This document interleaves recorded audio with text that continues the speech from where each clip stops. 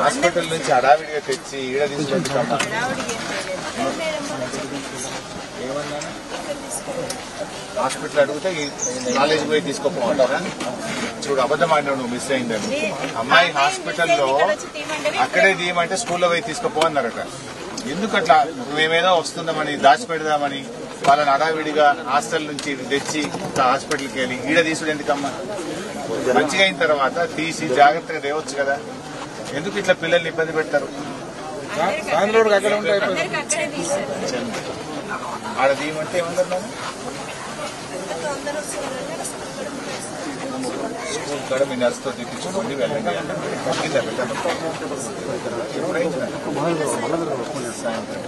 vomitings